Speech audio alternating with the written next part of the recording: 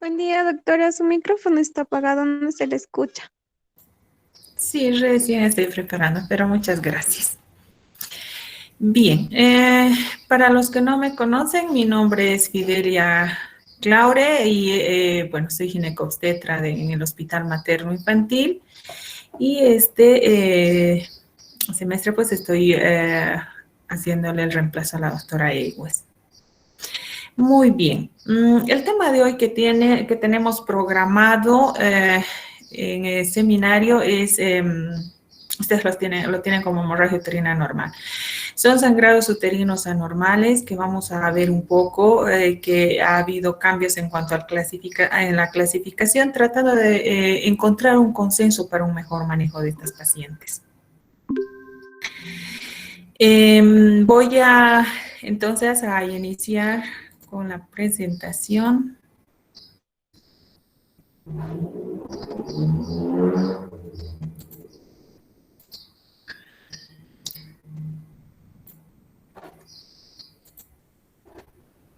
Voy a necesitar retroalimentación, por favor. Nelly, Raúl. ¿Me escuchan, verdad? Se ve la imagen también. Sí, doctora. Perfecto. Bien, es importante hablar de sangrados uterinos anormales porque en la consulta y en la emergencia también es muy frecuente tener estas pacientes con estos diagnósticos, muchas veces que incluso nos llevan a problemas, a shocks hemorrágicos cuando no se presta, digamos, una atención inmediata. El manejo clínico en realidad se ha visto un poco dificultado porque no había un consenso en cuanto a la nomenclatura de estas patologías. Muchas veces las pacientes pues las teníamos ingresadas con diagnósticos como polimenorreas, polimenorragias o metrorragias, y entonces había la disyuntiva de que si era un diagnóstico o era la sintomatología por la que venía. Entonces, también había un vacío en cuanto a la clasificación sobre las causas o las potenciales causas del sangrado uterino anormal.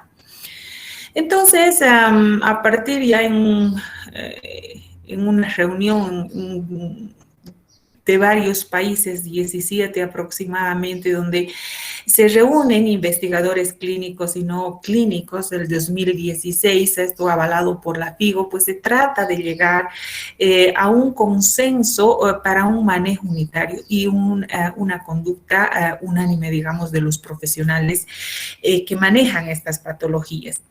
Entonces, el 2016, la FIGO diseña este sistema de clasificación bajo el acrónimo del PALM-COIN, tratando de ver de encontrar y clasificar todas las patologías como origen de los sangrados uterinos anormales. Recordarán ustedes que hasta hace poco, bueno, hasta antes del 2016, pues se manejaba mucho el diagnóstico de hemorragias uterinas anormales. Entonces hay que considerar que en el concepto mismo de la hemorragia no puede haber, digamos, una hemorragia uterina normal.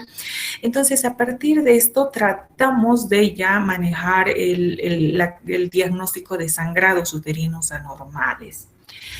¿Cómo definimos entonces el sangrado uterino anormal? Es este término que utilizamos para describir cualquier desviación de lo que fuera un patrón cíclico normal o una menstruación normal. Este sangrado uterino anormal entonces se define como ese sangrado del cuerpo uterino que va a ser anormal en cuanto a volumen, puede ser regularidad, también temporalidad o duración. O finalmente los tres, que se engloben los tres y hablamos de un sangrado uterino anormal. Y que además tiene que estar presente durante la mayor parte de los últimos 6 meses. Y hablamos de sangrados uterinos anormales crónicos cuando estés más de 6 meses o sangrados uterinos anormales y en la presentación en la paciente tenemos pues dentro de los últimos 6 meses.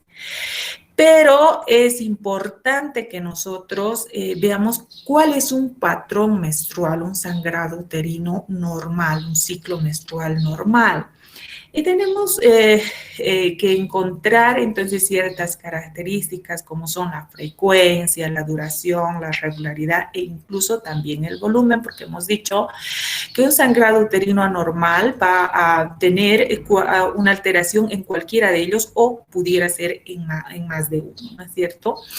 Entonces, encontramos estos ciclos menstruales normales entre 24 a 38 días. Es importante orientar a la paciente que cuando tiene un patrón de 24 días, que son considerados ciclos cortos, o un patrón de 38 días, que son considerados ciclos largos. Alguna literatura incluso encuentra el concepto normal entre 21 y 35 días, ¿no? Como ciclos cortos o ciclos largos en la frecuencia de la menstruación. Entonces, en el volumen encontramos una cantidad desde 5 hasta 80 ml. Cualquier alteración por debajo o por más, estamos hablando de alteraciones, entonces, en la normalidad. Y también, pues, que tiene que ser un sangrado que se presente de forma regular. Y en duración encontramos un tiempo estimado de 4.5 hasta 8 días. No podemos hablar de amenorreas o de las ausencias del ciclo menstrual cuando estas no están presentes o por lo menos 3 meses, ¿de acuerdo? Entonces, todas estas características se tienen que cumplir o tienen que estar alteradas, digamos, para hablar de un sangrado uterino anormal, y cuando hablamos de patrones normales se tienen que cumplir estas características. Entonces, como les decía, había muchos vacíos sobre la clasificación, sobre el diagnóstico, sobre el manejo de los sangrados uterinos anormales. Y entonces, a partir del 2016, la FIGO, en consenso con estos 17 países que se habían reunido, encuentran y van catalogando al origen de los sangrados uterinos anormales y encuentran pues esta, ¿no? Como la clasifican en estructurales y no estructurales. Dentro de las causas estructurales encontramos el acrónimo PAN, ¿no? Por las siglas de los pólipos, ¿de acuerdo? Las adenomiosis, los leiomiomas y la malignidad hiperplasia. Entonces, vamos a encontrar aquí alteraciones estructurales. Pero también se había visto que existen causas no estructurales de estos sangrados uterinos anormales, y entonces aquí entra el acrónimo COIN, ¿no? Donde encontramos la coagulopatía, las disfunciones ovulatorias, la patología endometrial de causa iatrogénica, que vamos a ver aquí esto un poco el término estricto de lo que entendemos por iatrogenia, ¿no? Las iatrogenias y las no clasificadas.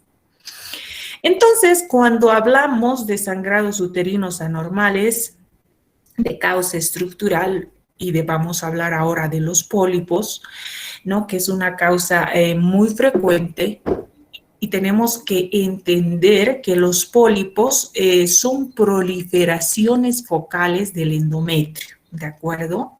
Y que además están constituidos por cantidades variables de glándula. No nos olvidemos el tipo de celularidad que encontramos en el útero. Tenemos entonces glándula, tenemos estroma, y también existe dentro de su estructura pues la presencia de vasos sanguíneos. Pueden ser y podemos encontrar de diferentes tamaños estos pólipos. pueden ser únicos o pueden ser múltiples. También pueden ser sésiles o pediculados, ¿no? O sea, ser móviles o estar fijos. Entonces, si hablamos estructuralmente de los pólipos, el componente glandular va a tener también desorden arquitectural, ¿no? Y que este puede ser funcional o atrófico. ¿Y esto de qué va a depender? De la edad de la paciente, ¿de acuerdo? Entonces, una vez realizado el procedimiento que tiene que ir a estudio histopatológico, vamos a encontrar pues que puede presentar también metaplasias, hiperplasias con o sin atipia, ¿no?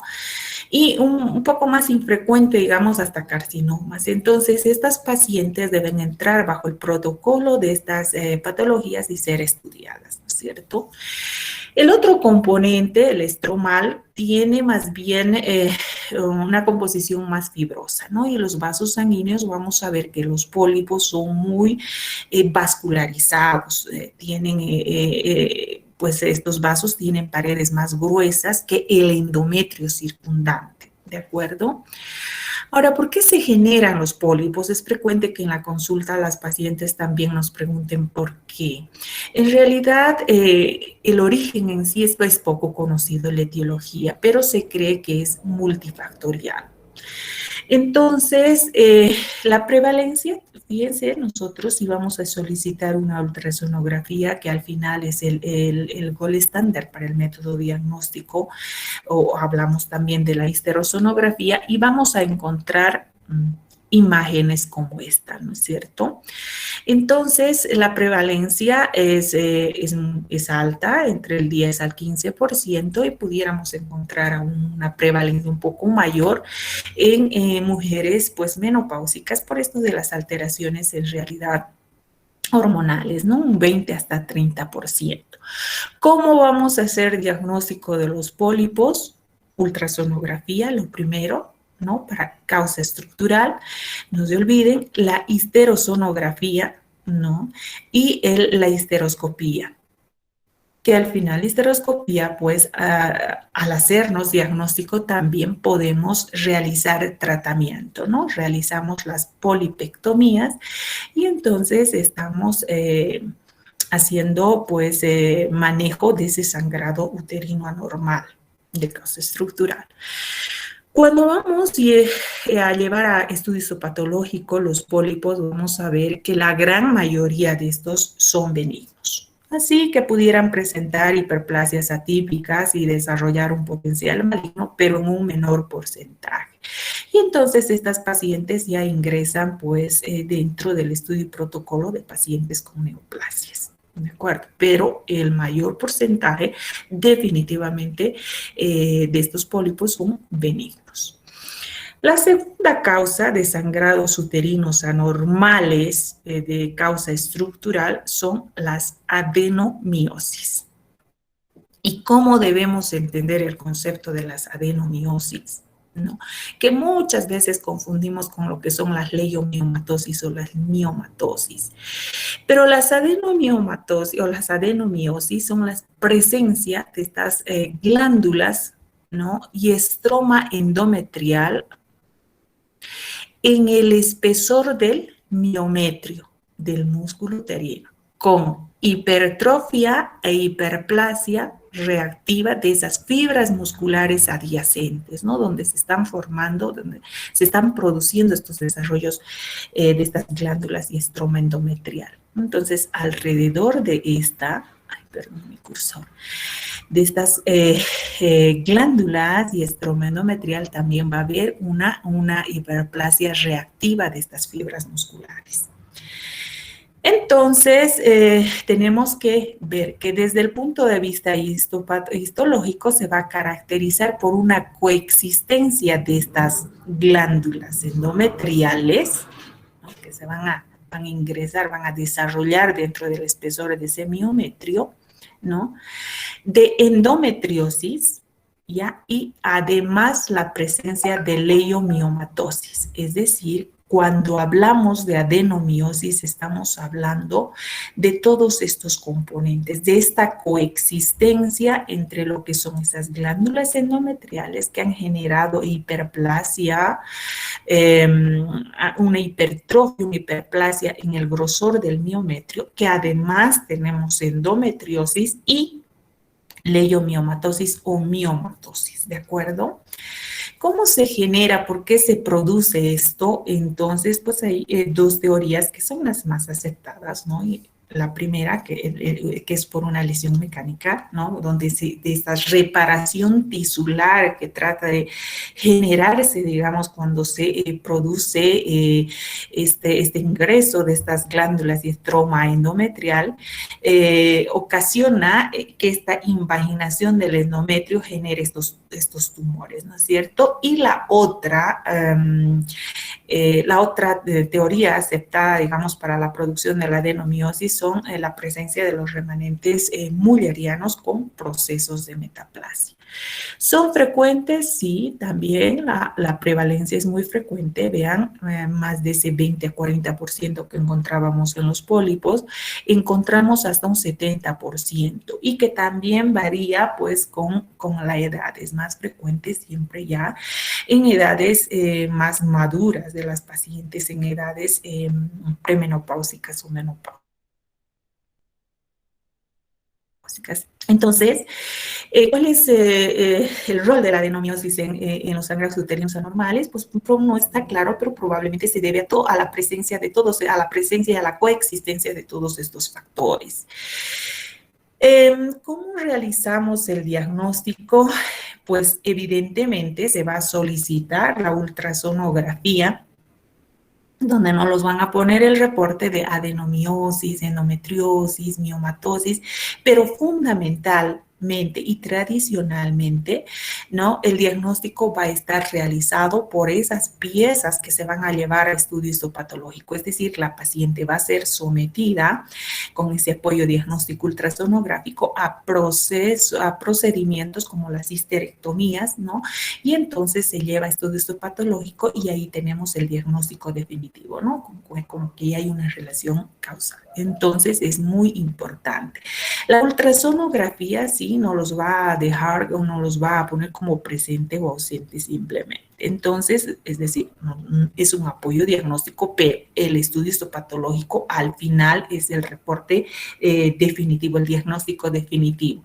No es tan como en las miomatosis o las leiomiomatosis, que el diagnóstico definitivo lo tenemos por ultrasonografía o histerosonografía, como en los pólipos. Bien.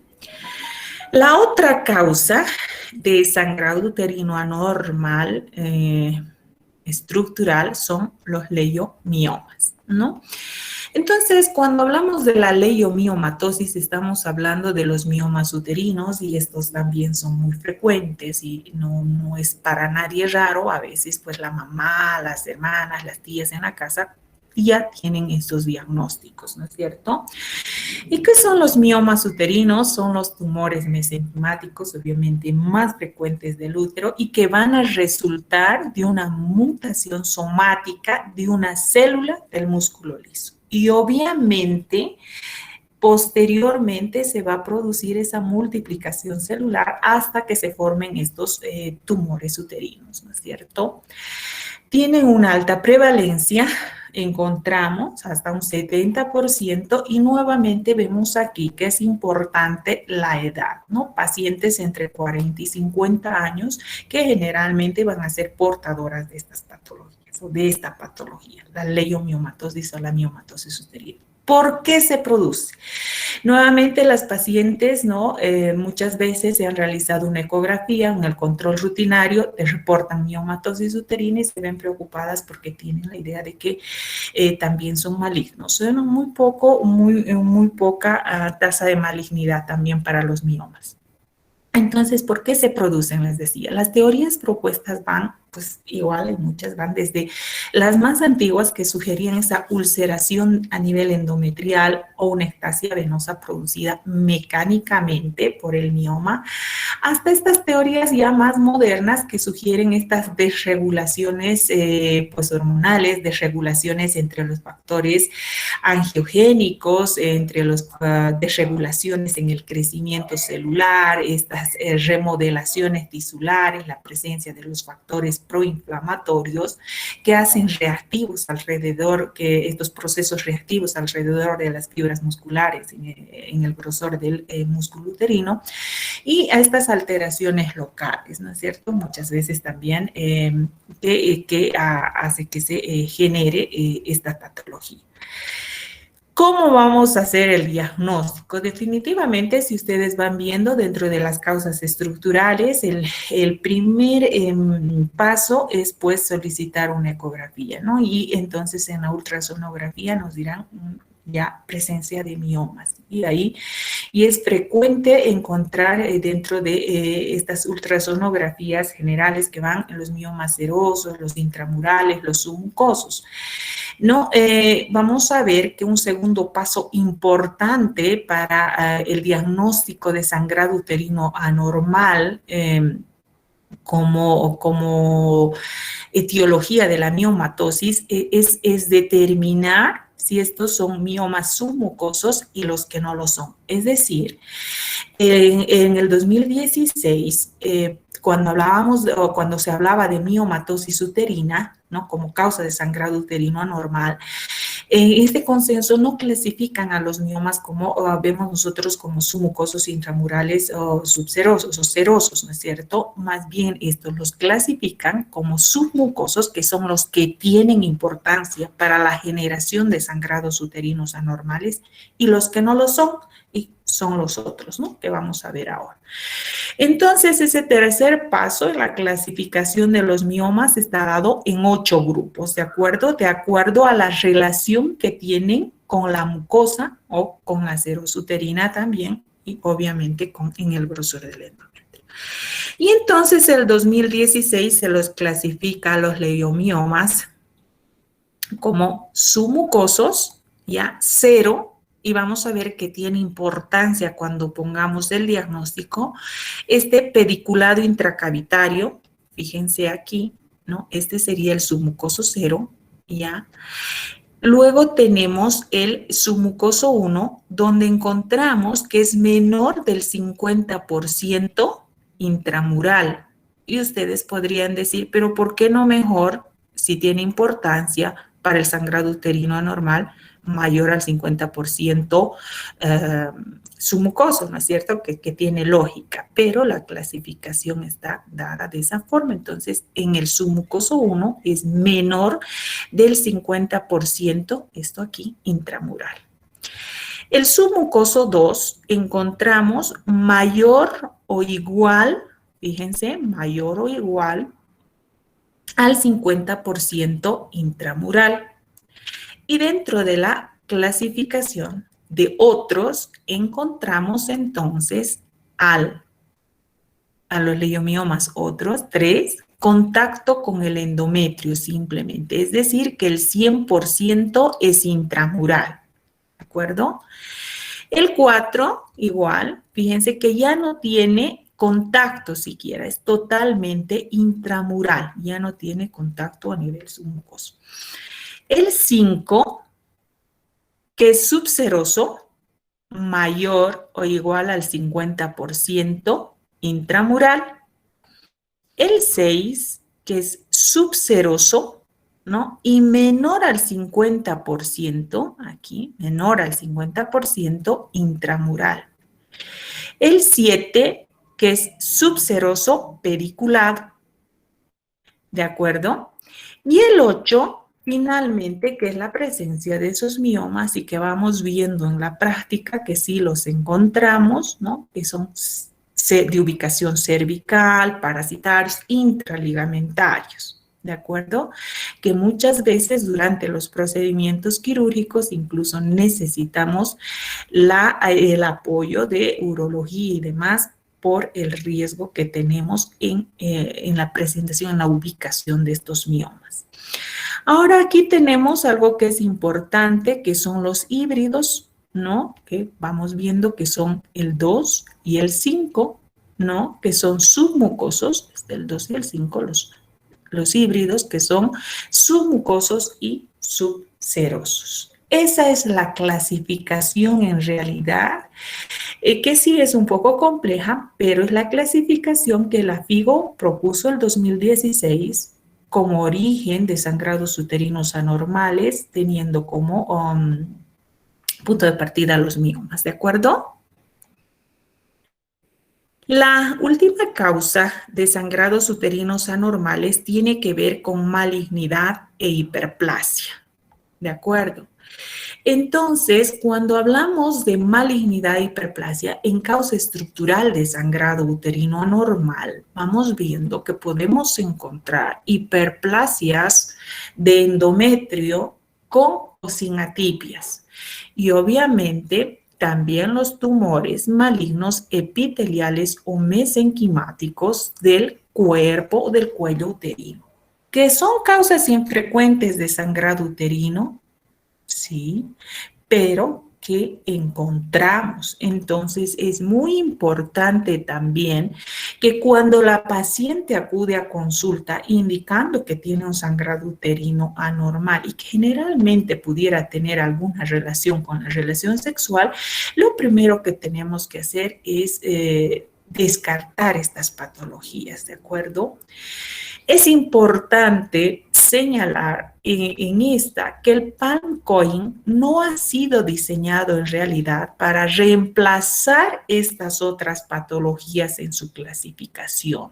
Es decir, si tenemos estas alteraciones, estas patologías de cuello uterino, CACU, en realidad estamos hablando de esto, esta patología en sí ya tiene su forma propia de clasificación. In situs, 1A1, 1A2, como ustedes quieran.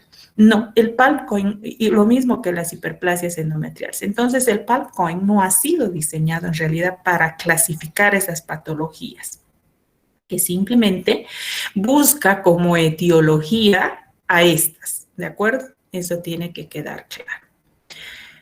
Cuando pasamos y hablamos de sangrados uterinos anormales de causas no estructurales, encontramos la primera del acrónimo, la coagulopatía. Entonces, cuando hablamos de coagulopatías, pues aquí hablamos de alteraciones de la hemostasia que pueden cursar con sangrados uterinos anormales como única manifestación. Es decir, nosotros la hemos manejado bajo un protocolo a esa paciente y hemos descartado patología estructural, ¿no? Patología orgánica, patología estructural de sangrado uterino, tenemos que pensar en la no estructural y la primera que encontramos son las coagulopatías, ¿de acuerdo? Y obviamente esto forma parte de un diagnóstico mucho más complejo, un cuadro clínico más complejo que muchas veces requiere la participación de otros profesionales dependiendo pues del origen, ¿no? Hematólogo, ¿no? Y otro que pudiera ser, digamos, cualquier otra patología. Entonces, sí hay un porcentaje de pacientes, un 13% de estas, que cursan con estos sangrados uterinos o estos sangrados menstruales abundantes y que tienen alteración en la hemostasia. Y la más frecuente y está determinada en la literatura es la enfermedad de von Willebrand, ¿no es cierto? Entonces, es muy importante la evaluación y la coparticipación de otro profesional, en este caso el médico hematólogo, para manejar a estas pacientes. Luego tenemos las disfunciones ovulatorias como causa no estructural de sangrado uterino anormal. Y aquí en las disfunciones ovulatorias hablamos pues de estos trastornos endocrinológicos que van a tener como un origen común la falla en la ovulación, ¿de acuerdo? La producción sostenida de estrógenos, la ausencia de la producción de progesterona por el cuerpo lúteo, ¿no? que va en la segunda fase del ciclo, y que además se genera de forma cíclica.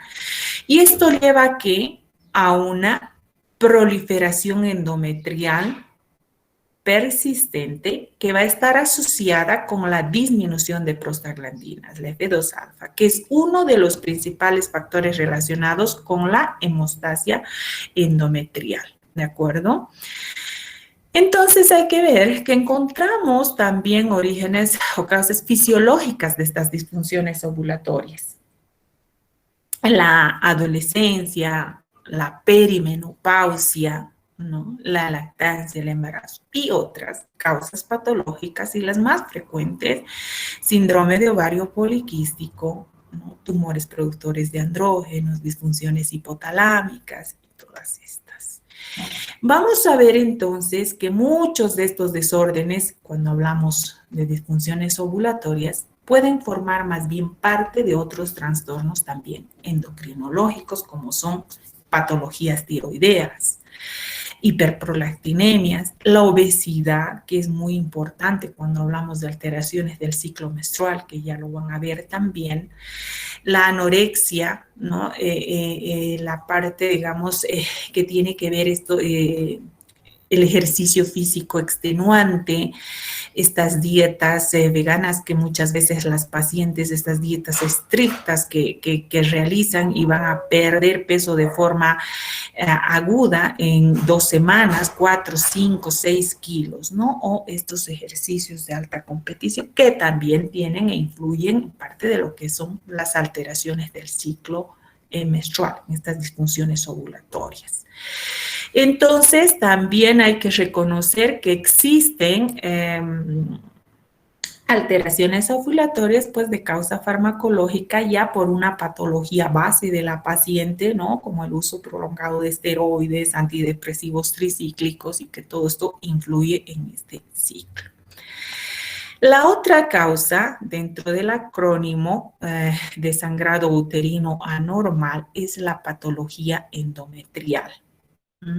Cuando hablamos de patología endometrial, hablamos de un trastorno primario originado en el endometrio, ¿de acuerdo? Que va a dar lugar a menstruaciones abundantes, va a haber deficiencia en la producción local de vasoconstrictores, hay una lisis que es más acelerada de ese coágulo que se forma, digamos, en los ciclos normales, ¿no? Por un aumento de los niveles del activador de plasminógeno o un aumento de vasodilatadores. Entonces, esto ocurre en un ciclo ovulatorio normal.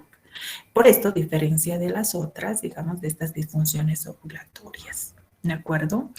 Entonces, cuando nosotros solicitamos una ultrasonografía, vamos a encontrar endometrios de 16, 18 milímetros, o sea, un engrosamiento a nivel endometrial. Y que obviamente entonces la paciente debe ser sometida a protocolo mismo de la patología. Cuando hablamos de la causa iatrogénica, y esto les decía, dentro de la clasificación vamos a ver un poco esto de iatrogénica, porque cuando utilizamos el término iatrogénica nos viene a la mente pues algo que se ha hecho de forma insospechada, digamos, no adecuada. Sin embargo, dentro de la clasificación de la FIGO para sangrados uterinos anormales, clasifica esta iatrogénica, digamos, a esas intervenciones farmacológicas que pudieran causar o contribuir a sangrados uterinos anormales, ¿no? Como la utilización de dispositivos, digamos, intrauterinos, ¿no? Con cobre o los que liberan levonorgestrel, sea cual fuera, digamos, la aplicación de estos dispositivos intrauterinos, pero que son necesarios, digamos, y que la paciente ha solicitado. Por eso es importante informarle a la paciente que cuando vamos a aplicar un dispositivo intrauterino, informarle que va a sangrar mucho más tiempo y en mayor cantidad. Entonces, es importante ver que hay medicamentos que van a afectar directamente al endometrio, como es la progesterona vía oral, sea sistémica o local, medicamentos como los anticonceptivos, ¿no? Con combinaciones de estrógeno-progesterona, antagonistas de la GnRH. Entonces, también medicamentos que afectan los tiempos de coagulación, ¿no? Como son los anticoagulantes orales, estamos hablando del ácido acetilsalicílico, la heparina, pero que la paciente tiene que utilizar, digamos, por una patología previa base. Entonces, que no podemos dejar de lado que sí necesita para prevenir otra patología, ¿de acuerdo? Las no clasificadas, entonces, encontramos a todas esas patologías que causan sangrados uterinos anormales que no entran ni en las estructurales. Entonces, aquí se van a agrupar esas condiciones o anormalidades que son más bien raras, ¿de acuerdo? Pero que sí tienen cierta participación en lo que es la generación de un sangrado uterino anormal. En estas, por ejemplo, encontramos las malformaciones arteriovenosas, que obviamente también la ultrasonografía es un método diagnóstico, un apoyo diagnóstico fenomenal. Tenemos las malformaciones arteriovenosas y los istmoceles, que cada vez vamos viendo con más frecuencia que la tasa de cesáreas pues va creciendo, va en aumento, y que pues por una alteración a nivel de esa cicatrización se van formando estos bolsones, y que tiene a nivel del istmo, obviamente, y que tiene también su importancia cuando hablamos de sangrados uterinos anormales. Y entonces la FIGO también tiene este punto de origen de sangrados uterinos anormales como no clasificadas para estas nuevas patologías que van apareciendo, o que al final estas patologías, hasta que terminen de ser estudiadas, digamos, van a ser reclasificadas, ¿de acuerdo? Ahora, términos que usamos. Cuando nosotros hablamos de alteraciones de la frecuencia en el sangrado uterino, hablamos de polimenorreas. Mucho, es un acortamiento del intervalo menstrual a menos de 21 días. Les había dicho que hay alguna literatura que maneja, digamos, ciclos cortos de 21 días o largos de 35. En este caso, la polimenorrea, pues ciclo menstrual menos a 21 días. La oligomenorrea, ¿no? La duración del intervalo cuando es mayor de 35 días y menor a 90 días. Y la amenorrea, que es la ausencia de la menstruación por más de 90 días. Cuando hablamos de las alteraciones en la cantidad y la duración, hablamos de hipermenorreas, ¿no? Que es frecuente utilizar estos términos, son esas hemorragias menstruales, cuya cantidad entonces es mayor a 120 ml, o que pues va a superar en duración los 7 días del sangrado uterino. Las hipomenorreas, que se caracterizan por duraciones normales, pero con una pérdida escasa en la cantidad del sangrado, o una duración disminuida, menos de 2 días, una conjunción de ambas. Pero entonces aquí la FIGO, el 2016, dice, este es diagnóstico o es la sintomatología de cómo las vamos a manejar a las pacientes. Y entonces va cambiando esta terminología y va que las hipermenorreas deberían ser manejadas con el diagnóstico de sangrados menstruales abundantes, las hipomenorreas, sangrados menstruales escasos, las menometrorragias, sangrados menstruales profusos, las polimenorreas o polimenorragias, ¿no? Como sangrados menstruales frecuentes, las oligomenorreas, ¿no? Como sangrados menstruales insuficientes, y los sangrados abundantes y prolongados. Entonces, esta terminología es la que quiere incorporar la FIGO el 2016 dentro del manejo o del diagnóstico general de los sangrados uterinos anormales. ¿Okay? A la paciente deberemos tenerle con el diagnóstico de sangrado uterino anormal, y ahí entonces un sangrado menstrual abundante, ¿no? Entonces vamos viendo que existen alteraciones en la duración, en la cantidad, en la regularidad y en la frecuencia, que ya lo hemos hablado. Cuando tenemos un sangrado no menstrual irregular, es muy frecuente estos episodios ocasionales de sangrado intermenstrual o poscoital que pudieran estar asociados con lesiones superficiales menores del tracto genital, ¿no? Estos famosos spotting, ¿no? Estos sangrados premenstruales y postmenstruales que son leves y que generalmente pues ocurren durante un día, ¿no?